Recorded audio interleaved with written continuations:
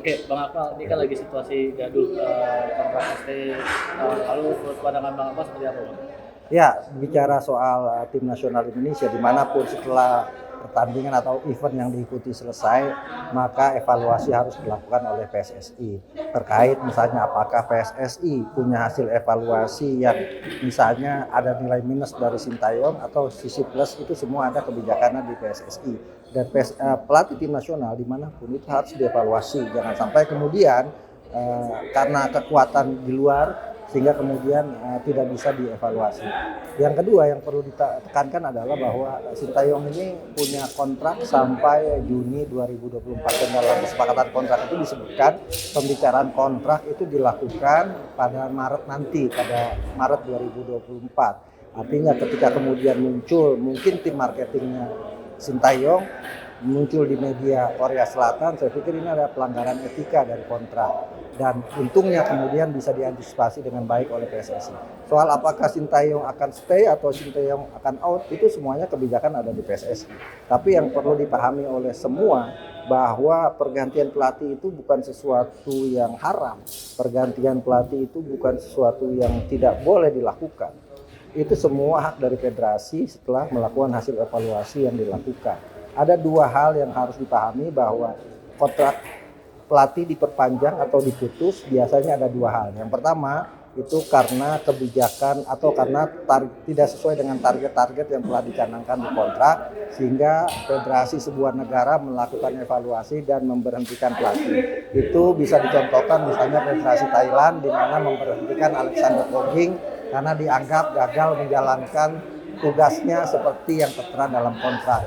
Yang kedua, pergantian pelatih bisa dilakukan dalam bentuk penyegaran atau PSSI ingin melakukan suasana baru atau kemudian strategi baru dengan target-target yang baru, bisa saja kemudian Sintayong tidak diperpanjang kontraknya digantikan dengan pelatih lain.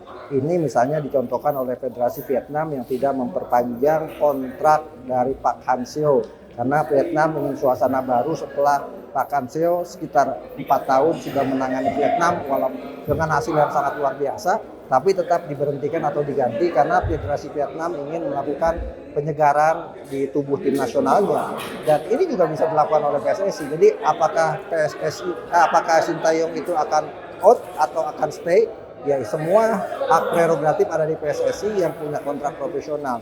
Buat kita semua ya tinggal terima apakah kemudian PSSI misalnya punya alternatif lain untuk melakukan pergantian pelatih, itu hak federasi, atau kemudian tetap mempertahankan, itu juga hak dari federasi. Tugas kita adalah kita tetap fokus kepada bagaimana tim nasional kita ke depan berprestasi, siapapun pelatihnya, karena tim nasional itu siapapun bisa diganti pelatihnya setiap saat gitu, dan tidak kemudian misalnya harus dikontrak 5 tahun ke depan lagi atau perpanjang kontrak 10 tahun, karena kalau kemudian proses itu bukan tugas dari pelatih tim nasional senior, tapi itu tugas dari direktur teknik.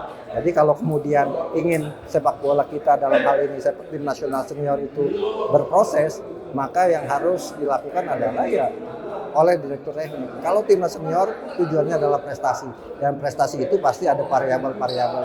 Nah, kita tinggal tunggu apakah PSSI akan melakukan evaluasi dan bagaimana hasil evaluasinya, apakah Sintayong akan dipertahankan atau Sintayong akan dilepas. Yang pasti perlu hasil pemikiran yang baik dan cermat dari federasi terkait juga misalnya apakah selama ini Sintayong sudah memberikan hal yang luar biasa, karena berdasarkan statistik misalnya 47 laga Sintayong sejak dikontrak pada 1 Januari 2020 kita 21 kali menang. Benar. Tapi kemenangan yang kita raih sejauh ini hanya lewat tim-tim level-level Asia Tenggara. Misalnya 3 kemenangan lawan Kamboja, 3 kemenangan lawan Timor Leste, 2 kemenangan lawan Laos, dan lawan sepadan yang kita menangkan adalah ya Kuwait waktu kualifikasi Piala Asia, dan juga Vietnam di Piala Asia kemarin. Sementara kekalahan-kekalahan yang kita dapatkan, total 16 kekalahan semua dari tim-tim elit Eropa, tim-tim elit Asia. Jadi kalau secara hasil berdasarkan data, Sintayong belum memberikan prestasi level Asia yang ditargetkan oleh PSSI.